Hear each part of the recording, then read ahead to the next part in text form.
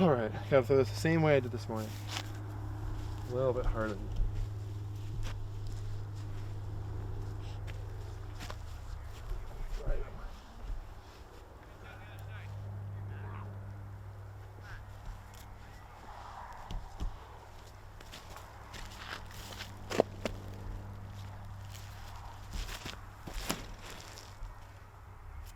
Oh, push. Maybe like 30 feet, maybe? Hard to say.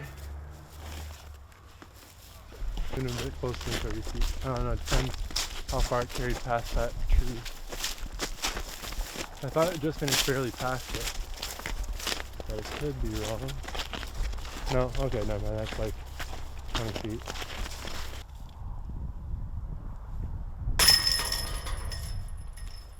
I'm kind of curious what that is now, because I feel like I'm like 8 or 9 down.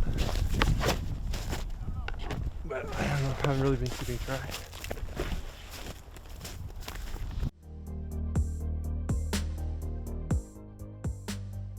It's not like an easy forehand or backhand hyzer. It's a good framed up with those 2 trees in front of it, and it's like it's a distance where it's like you have to have some speed control but still maintain the ceiling coming into the basket.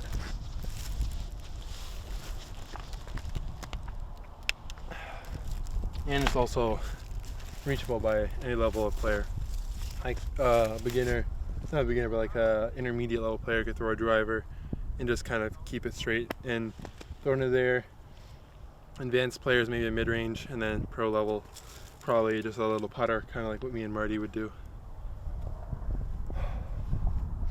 This hole's interesting because it's like, it's a tough distance, especially with how wide open it is. It's like hard to kind of gauge, but it also is just completely wide open.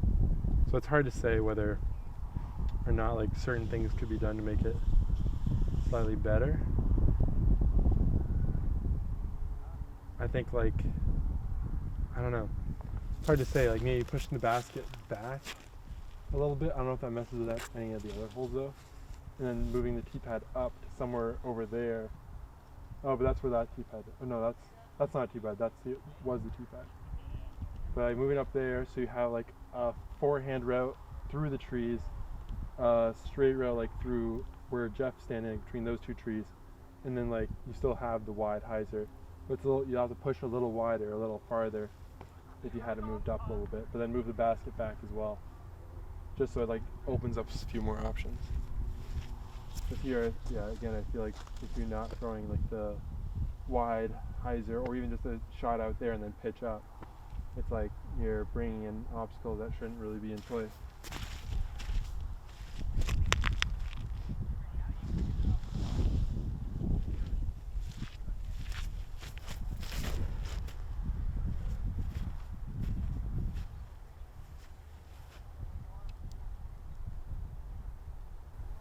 Pretty good. Got good hyzer distance control.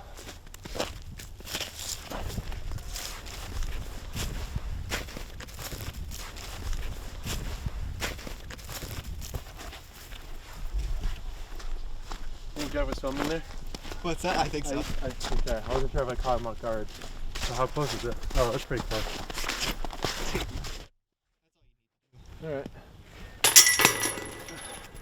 Another nice reliable shot with the Page Pierce D1.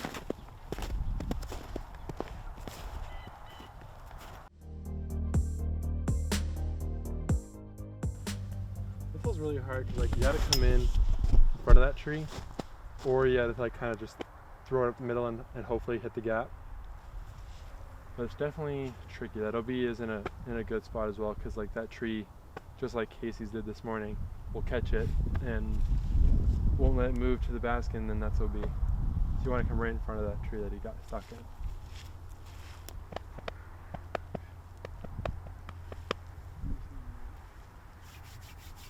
Yeah, I feel like trying that again.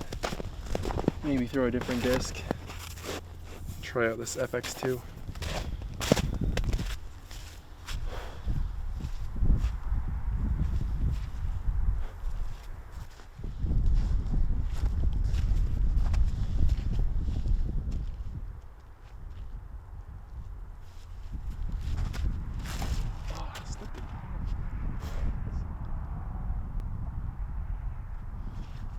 I want to throw another. I don't want to throw a shot where I don't slip. Yeah.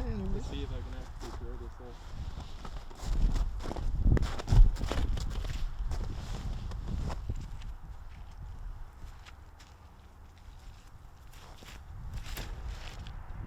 Looks like. Yeah, oh well. So I'm gonna try one more. One more. I am curious about this line up here.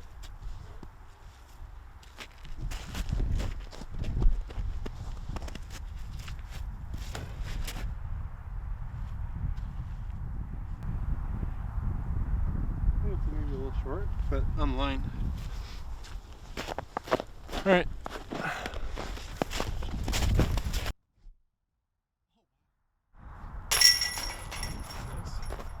Let's see if I can make a long putt in the first shot.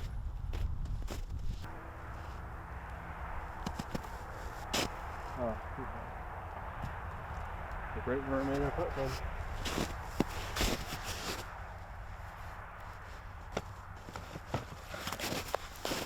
This is a good hole though. I think this is one of the better holes as well on the course. Did it give that challenge for the tree? It's so big. I don't know why it's so hard. I think I might have been throwing the wrong disc. Should throw a mid-range instead of a fairway driver. But.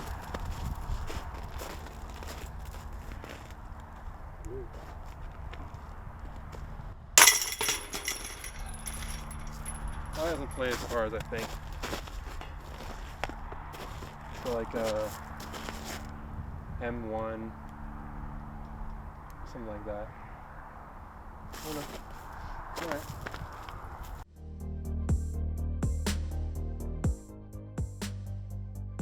If it's like goes into the spring, summer months, clipping those kind of like bushes, I guess, in front of the basket on this side of the pond, just because it'll be like it's good to have a visual of the basket, and if those kind of grow up and get all leafy, it'll be harder to see the basket. But that's the only thing I can think of as for advice on this hole. Same Page Pierce D1. Sorry, nice and wide and let it spike inside the basket.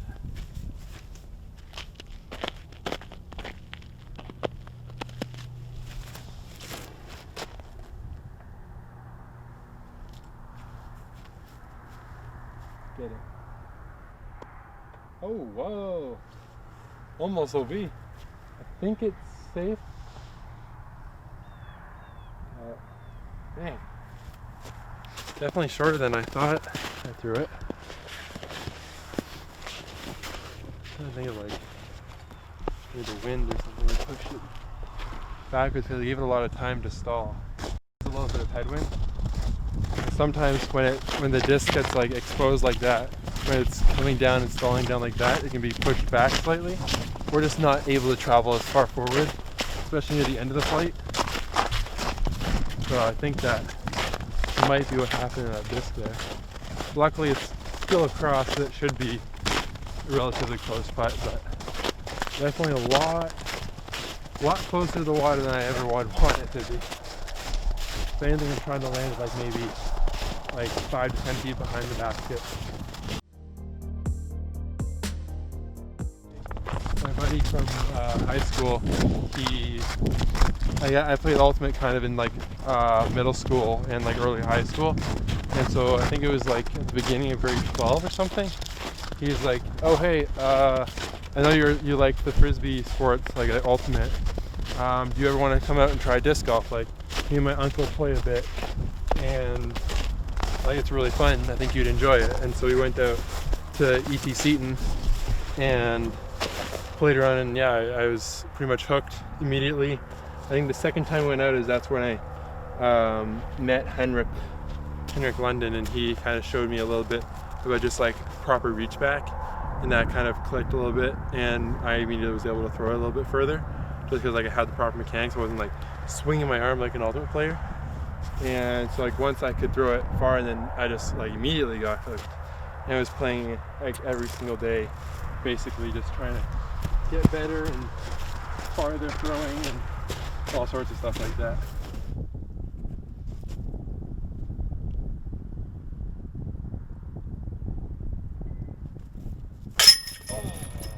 little high left.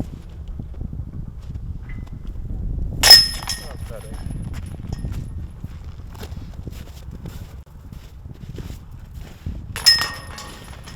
Didn't give it enough zip to the basket, and the headwind just lifted it up and faded it out. That's my fault. I should have read the wind and thought about it. Dang it. That's a really disappointing birdie to miss.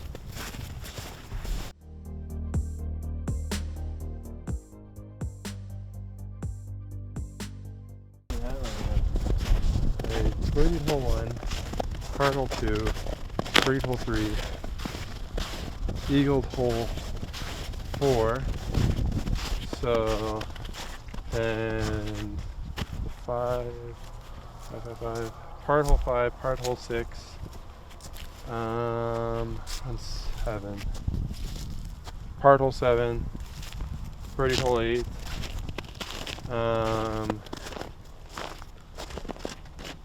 9, part hole 9, birdie hole 10, birdied hole 11, birdied hole 12, birdied 13 and 14, and then just missed 15 and 16, so I'm 10 down, I think. Alright, let's see if we can add another one to the birdie train. A little bit of headwind. One more stable. I think this hole's pretty good.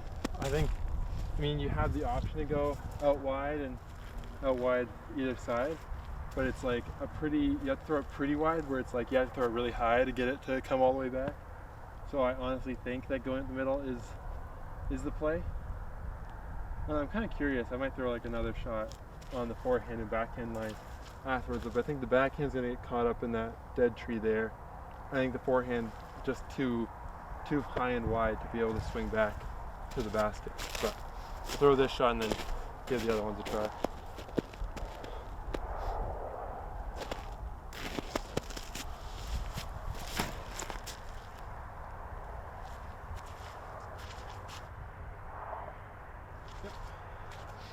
That's pretty good. Try a forehand out wide.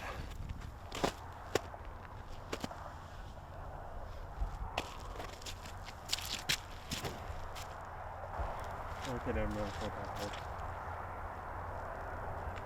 Oh, almost faced. Then backhand. Probably go like this one.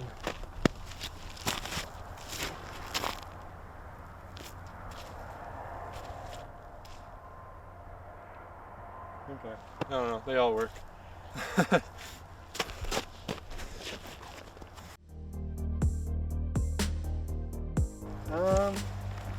I give it an 8. 8 out of 10. Also, it's like I'm kind of rating it compared to like the difficulty and challenge of like a hole that's good for the concessions like grew up players I think you guys are trying to hit here. So like the more advanced level players, and also just like the kind of 980 to like 1010 kind of pros as well. Like that's kind of what Ontario has. So this is a good kind of gauge for the difficulty of these holes compared to that kind of group of people. Yeah, I think they're all honestly like within 15 feet maybe. I don't know where that last one ended up. There's the first one, there's the second one, and third one might have skipped down the hill. Oh no, right there. Yeah, like 20 feet away is like the furthest one. So honestly, that's a good variety of shots. Like all three worked and can be executed, and like I think any skill level could execute the up the middle shot if they throw it right. So that's good. But I do think maybe bigger arms or bigger forehands would have to be going the other two ways.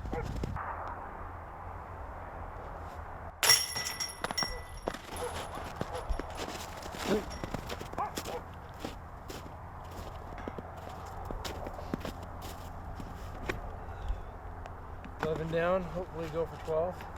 I think that's what I said earlier to Jeff as well. Like 12, 13 is right around my range for this course for a good round.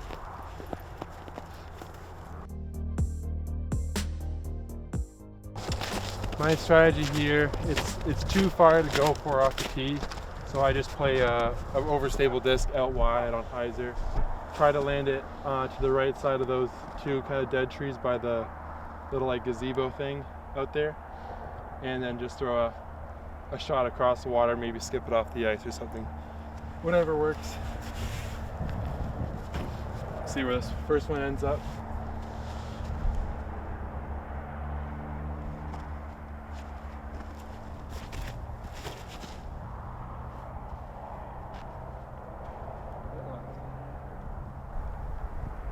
Perfect.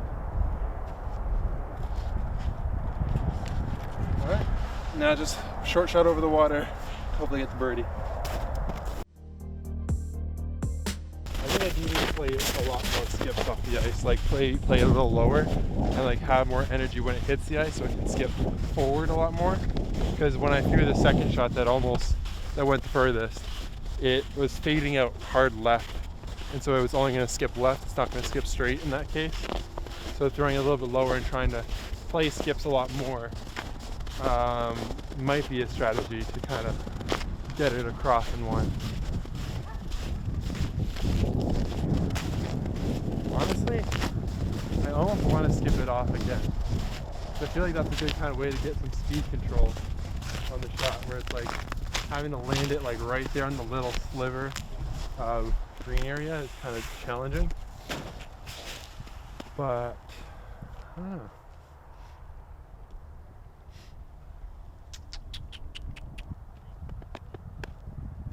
I'll throw one as if it was like summer and I had to land it on the green, and then I might try another one for a good shot.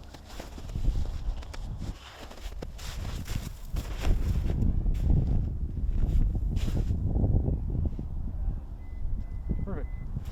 All right. Now a fun little skip shot.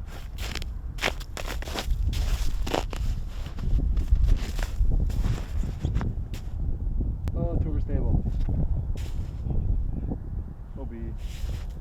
Try one. Gotta push it a little flatter so it skips a little straighter. Not too straight. A lot of skips. Hop on.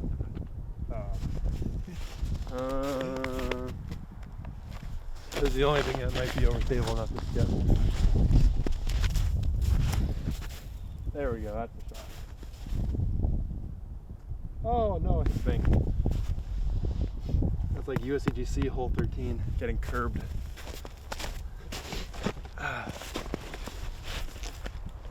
Alright, luckily the first shot was a good one. Especially, like I was saying, this headwind as well doesn't really make it very enticing either, because it's hard to kind of fight against that headwind when trying to throw really far. If it was the opposite wind, it might be a little more doable. Sense. Nice shot. You're curious about the score? Yeah, I am. Oh, the 12 down. Destroyed.